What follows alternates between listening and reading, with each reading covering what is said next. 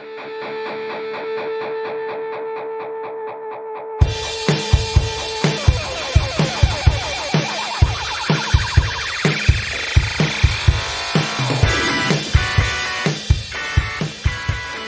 everyone, and welcome to the Student Ministry Podcast. My name is Steve Cullum, and this is episode 45 of the Student Ministry Podcast, and we are so glad that you're here once again. If this is your first time, be sure to like us and subscribe on all of your favorite podcast apps, and that would help us just kind of, find our way to the top and also help other youth workers out there to find our podcast.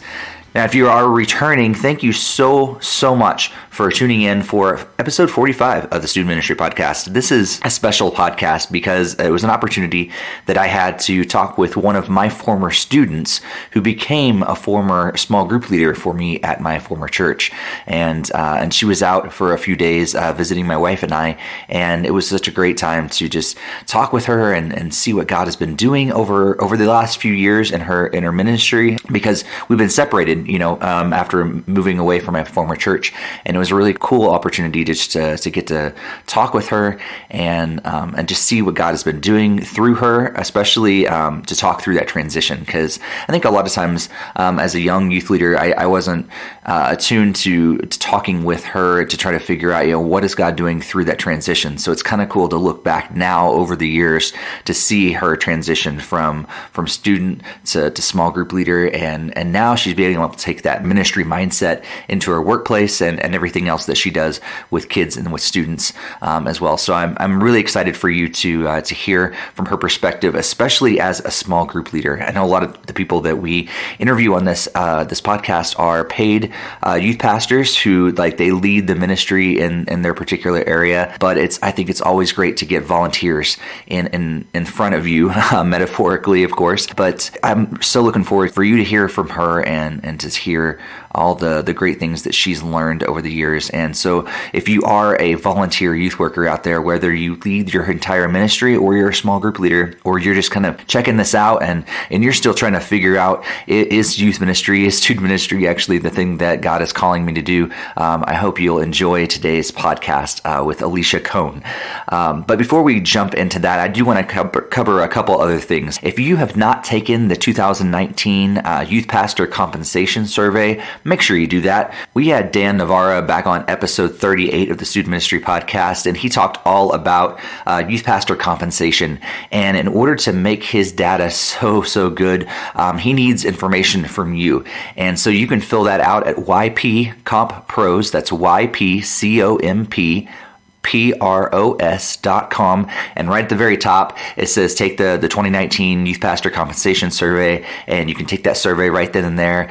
Set aside some time to actually take that survey, but that just helps him have a ton of information and is able to put out a great, amazing report that's so helpful for us as youth pastors and youth workers. So make sure you head over to YPCompPros.com to fill out that survey. I believe the deadline is sometime in November, so you still got a little bit of time here in October. But make sure you do that. The sooner the better, and that way he can start compiling all that data and put together a great report for all of us. We also want to thank our sponsors of the Student Ministry Podcast. Longtime sponsor is WorkCamp NE. WorkCamp NE has been a great sponsor from almost the very beginning of the Student Ministry Podcast. And if you are looking for a mission trip opportunity that also combines with the camp experience, WorkCamp NE is a great thing for just that. It's right here in the United States. Most of their camps take place in the Northeast, so in the New England area, which for some of you, that'd be a great trip to travel all the way to New England. Some of you are actually in New England, so it's right in your backyard, which is another great experience. They also have camps in Illinois on occasion as well, and so you can check out their website at workcampne.com. And also, if all those different opportunities for your different groups coming together do not work, and most of those are like spring break area or the summer area, you can also schedule a private camp with them. And I'd urge you to contact them and tell them that the Student Ministry Podcast sent you. And you can check out their website at workcampne.com. And we're also sponsored by G Shade's student curriculum. And if you're unfamiliar with this curriculum, it's a curriculum, but it's also a teaching strategy focused on helping students see every life situation through the lens of the gospel. A lot of us as youth pastors, we do a few things like unintentionally. We talk about the gospel, but only sometimes when we're given an altar call or something like that. We teach students to do as Jesus did, but sometimes we don't really teach them how to see as Jesus saw.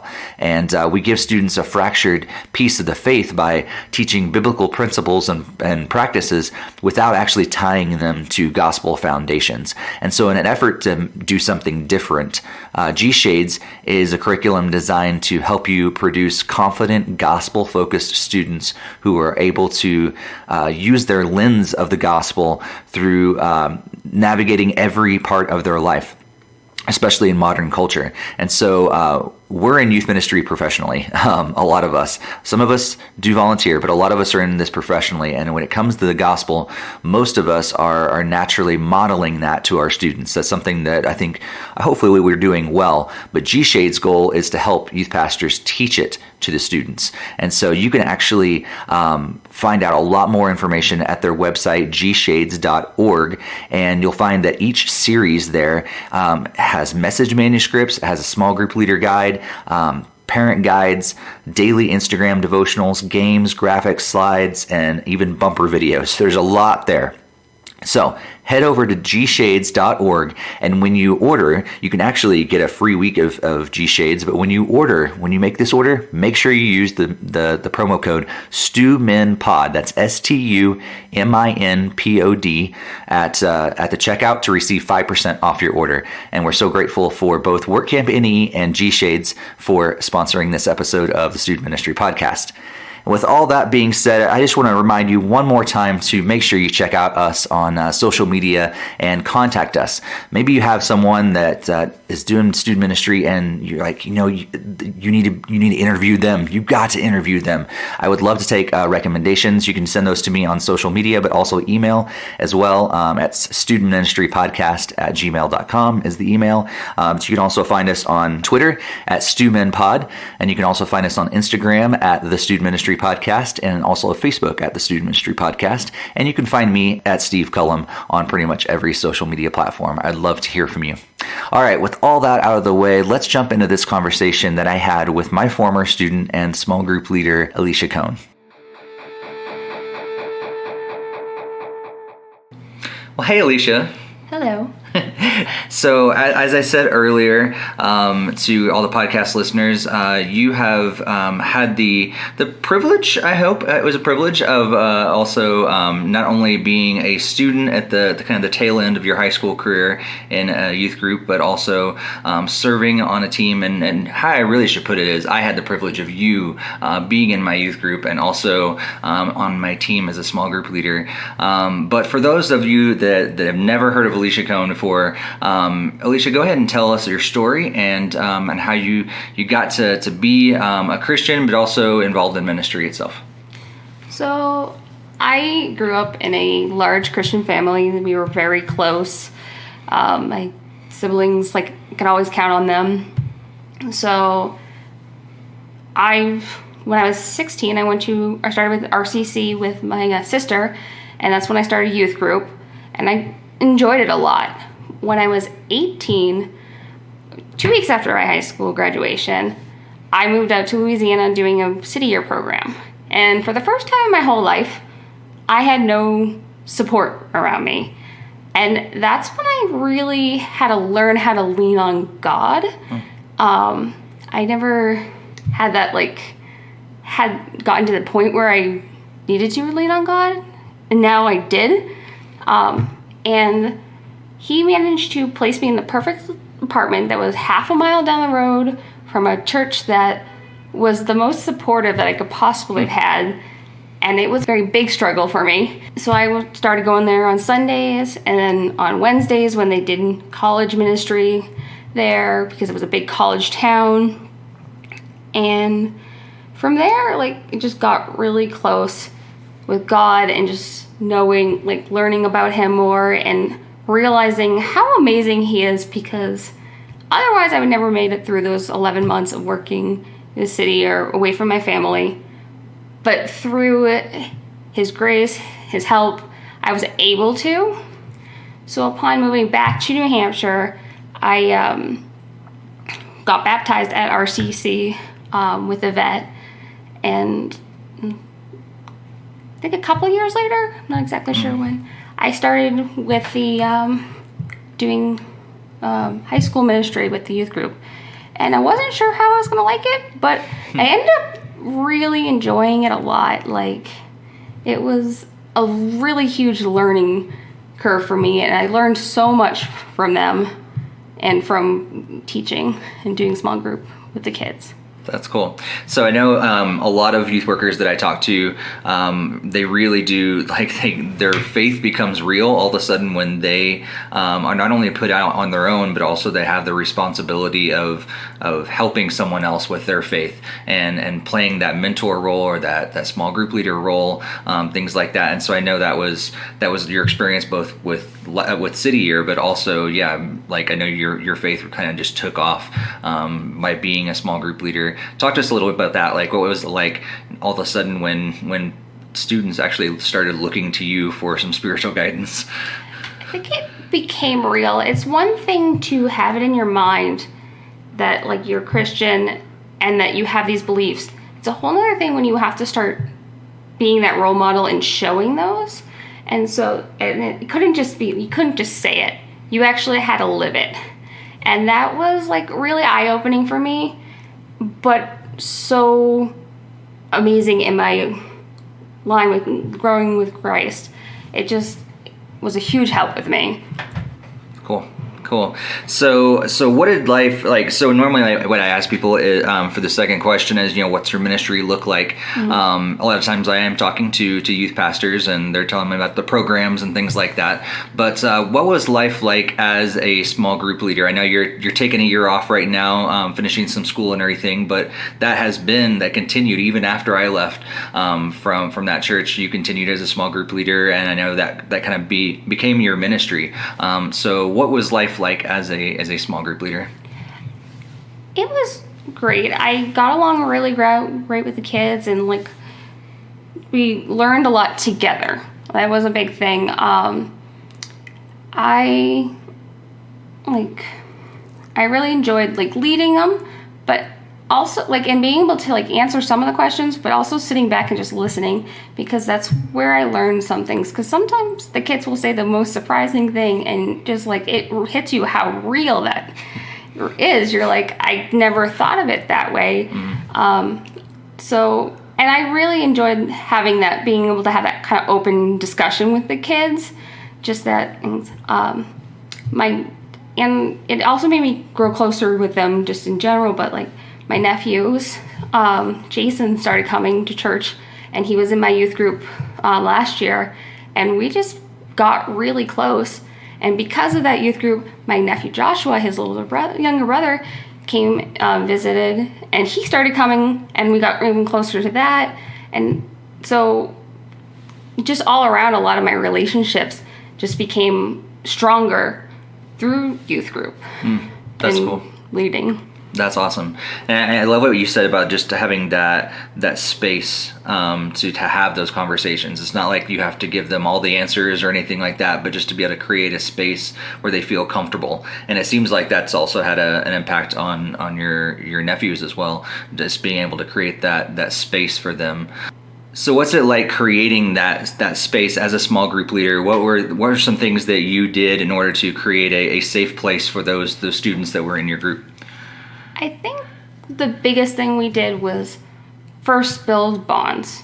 It was really easy this last year to do that, because it was 5 boys that tended to had been growing up together for pretty much their whole but even then there's still this weird connection, especially when I'm being a female leader versus and having boys. So we did a lot of playing games first and stuff like that, and playing games that they enjoyed. I got this monthly snacks prescription from all over the world. And so I'd take it, and the boys would try everything. Nice. And they'd be like, where is it this month? Like, they were so excited. And it was just little things for us to bond. And that really made it easy for us to talk about things and, like, know that it wasn't going to be brought out unless it needed to be. That's cool. And I love how, like, because you told me earlier, actually, we were talking today about how a lot of those boys had, they were into, like, magic and all this, D&D and stuff like that. And then you did have one girl in the group as well that was, like, totally not into that. Like, what was it like to bring all those things together? It seems like crazy snacks from around the world is one of those things. But what were some other things that kind of helped that group bond together? We did a few, like, trips around. Like, we went to, like, Canopy Lake, which is nearby the church, and stuff like that. So that was a really big help. But also, we didn't ever push it. We let the kids just kind of, like, really, like, naturally start on their own. So, like, when they were ready to start doing the meeting, we would go with that just so that they would, like, they weren't like, I just want to finish that game or something like that. And it was, especially since they were juniors and seniors, it was a lot easier to keep them later if we needed to. Mm-hmm. And we just stayed as long as we needed to with them. And so, and if one of the kids wanted to talk to one of us over the other would, like, step back and let that happen. And we'd find ways to just, like, make them comfortable and let them have fun. That's cool. That's really awesome. And so it sounds like, I mean, in order to, like, create the best small group experience really is to just let students be students and kind of just create an environment where they feel incredibly comfortable. And so did that involve, like, Bible study on your hand? Like, did you feel like you had to, like, have all the answers sort of thing, or were you just kind of just feeling comfortable with just coming and just saying, hey, this is me and I'm here for you, and what do you want to talk about?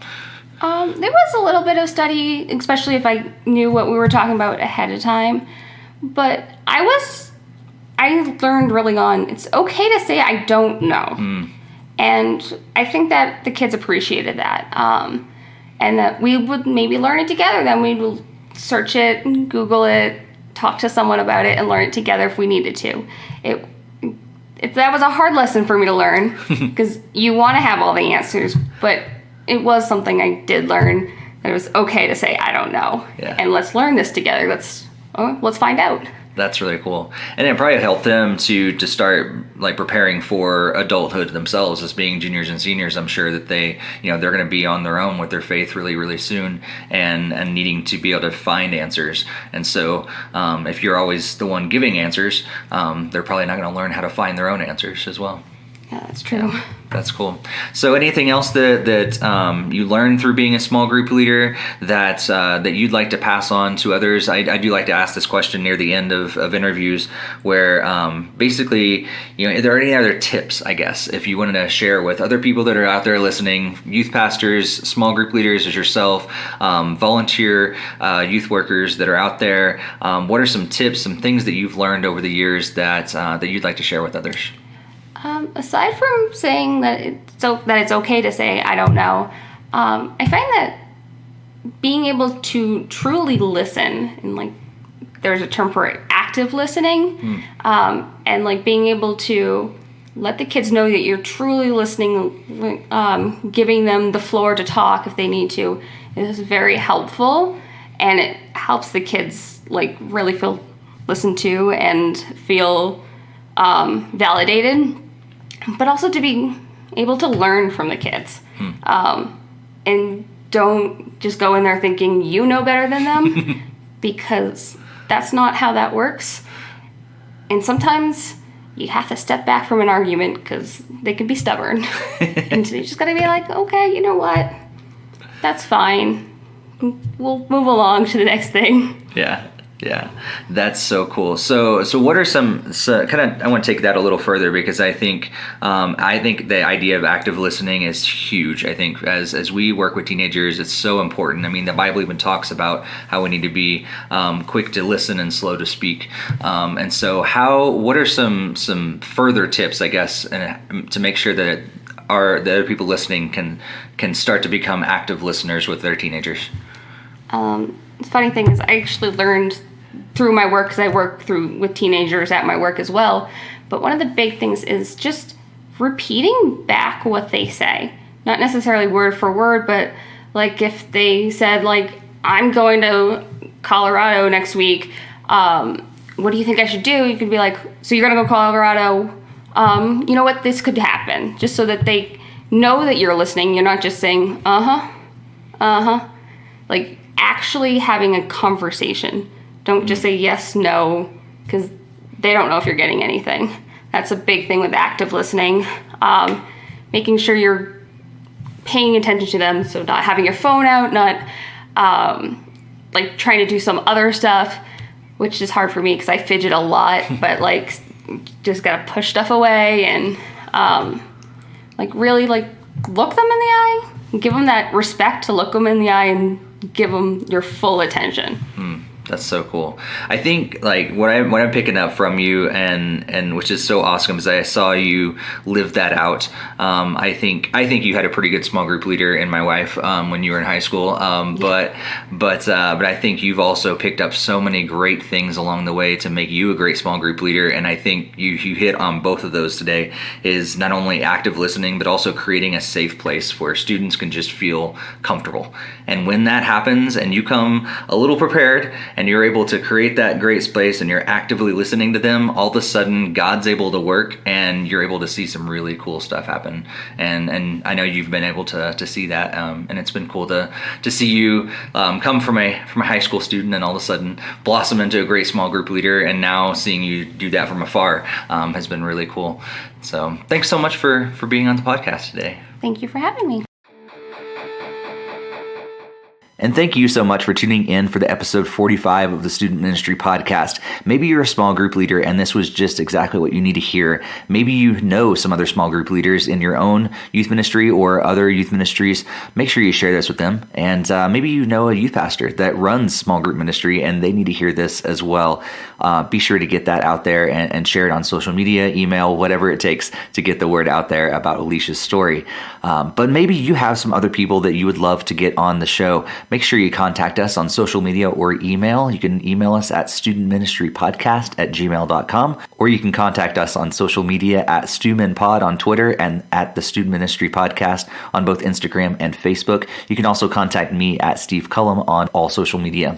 Right after you get done listening to this, be sure to subscribe to the Student Ministry Podcast. That'd be number one priority right there. But after that, head over to YP Comp Pros and take that survey. That would be incredibly helpful, not only to Dan Navarra, who runs that, but also to the rest of us youth pastors who are just going to be able to glean so much information from the data that he collects and all that. Also, we want to thank our sponsors, WorkCamp NE, and you can check out their website at workcampne.com, and also G-Shades Student Curriculum, and you can find their website at gshades.org, and be sure to use that promo code of StuMinPod when you check out to get 5% off your order.